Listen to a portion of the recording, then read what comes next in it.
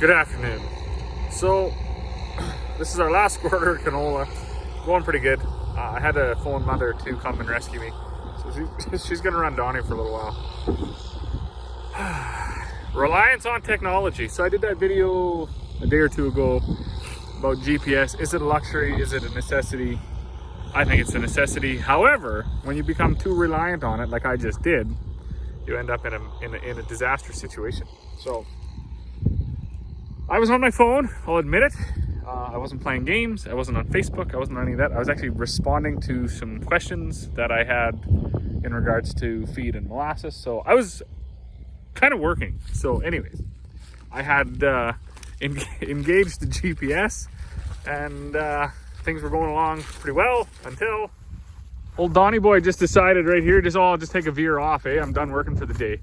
So instead of going straight, he veered off. Of course, I was down headed my phone and I did not pay attention until I had come totally off track and ran into the other swath.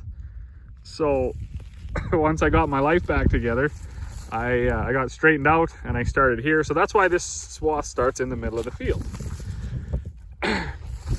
All this is minor. It's just a massive embarrassment for me. Except for that big pile there. So if that pile doesn't get spread apart, that will turn rock solid as it dries down, and the canola that's in it will be green and it'll be awful. So, it will have to be left. That's what I didn't want to have happen. All the other fields we swathed without any of this happening. So we only got one, and as long as we don't do that again, or I don't do that again, she's only got 20 more rounds to make and she's done. So I'm gonna get with it here and I'm gonna get ripping this apart. Try to put, just looks ridiculous. Just totally, anyways. So GPS is great and it's handy and it's everything. That also, mind you though, is another reason. I mean, I realize the self-driving cars and stuff, they got the cameras too to help them, but if they're relying on the same technology that they have in the ag GPSs that just they just cut out randomly, it's gonna get pretty dangerous on the road with all them self-driving cars. Well, anyways, I got to get with it here and get this stuff all spread out and whatever else I'm gonna do. Whew. All right, well, I'm getting a little down. Another super fortunate thing about this mishap happening on this field. So the three fields we have out here are right in a row. This one on the other side of the trees and then on the other side of the road. Virtually no thistle in the other one and no thistle on the one on the other side of the road. This one, just totally lousy with thistle. Don't understand. It was all sprayed around the same time and there wasn't even thistle on this field last year. But the rewarding thing about having to dig through this by hand and spread it out is the fact that Canada thistle is an aggressive weed. Like, that is sharp. It is just full of sharpness. So these gloves are kind of a necessary, or else you and of course, as most plants do, their pokies, they carry with them a little bit of poison. So if you're susceptible to that or whatever, right away you're in a ton of discomfort, and then your hands start to swell up and turn red, and it's just one of those things.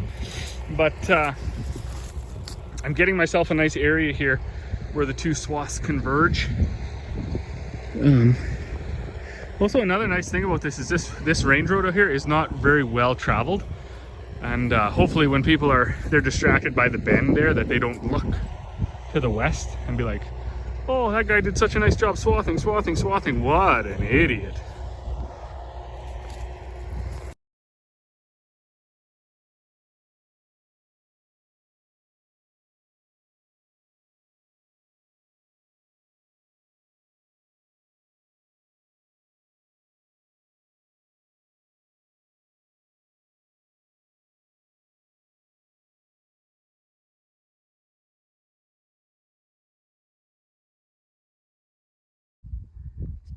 All right, well, I think I did a pretty good job. I got that big pile all pulled out, run back in the swath, picked up all the stuff that was connecting the two side-by-side swaths together, and reattached it. So The unfortunate thing about having mess ups on fields that are bordering the highway. Now, luckily this highway runs east and west and we're swathing east and west. If it had been north of town and the highway ran north and south and we were swathing east and west, there would have been a lot of traffic driving along that would have looked down the road and been like, oh my God, what happened there? So in those situations where people can really see your mess ups, it becomes more of a complex situation. So normally it's a two-part thing, right? First part messing up, second part fixing your mess up.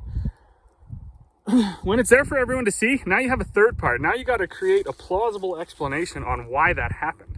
And, you know, telling them that you were facing your phone when the GPS kicked out and the swather swerved off and you didn't pull your head out of your phone until you ran into the other swath. That doesn't look good for you. So I was thinking while I was pulling this apart, I was like, well, that's a no-brainer. I'll just tell them there was like a whirlwind kicked up and just ruffled up the swath. But that's not going to work. And it's not going to work because this swath is not the only swath that was affected. When I veered off course here, well, Donnie did, I wasn't paying attention, it caused this jog in the swath. So instead of being straight down the field, it goes whoosh, out and back in now. So I got about 5 or 6 consecutive swaths here that have a jog out in them before I could get it back straight again.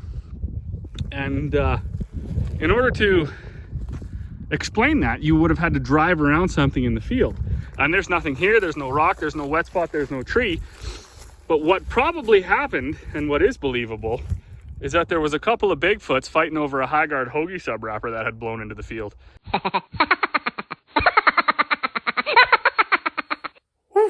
All right, so it is supper time. Last quarter of canola is cut. Donnie's back from the yard safe and sound. And Corey ran over today to Monkman Machining, picked up our shaft. So he fixed the threads on the end of this. This shaft was like $760. Wasn't sure what I was gonna do about it. Just phoned the machinist buddy there and he come over. He's like, oh yeah, no, I can fix that for you. So he got that done. And this shaft, it was busted right here, as you know, and he got her all welded up for me, made me this new plate. I have a feeling there was like a really small plate that was on there, and it broke, and I tried to weld it. So it was quite inadequate. So he built me this 1/2 inch, perfect, and that's gonna be way stronger. Add way more stability to that because that flimsy piece of garbage that was on there, what was it here? I'm not a welder, so don't laugh, but that was the flimsy piece of junk that was on there. And when you're putting it through the rigmarole that we're putting it through, it just can't take it. So, you know, I don't believe these mix mills were really meant for kind of the application that I'm doing, but there you go. That's what was on there, and that's what he built for me to put on there. So, should be quite a bit stronger. They did not have a seal at the local hard, I guess, parts place or whatever. So seal will be here tomorrow.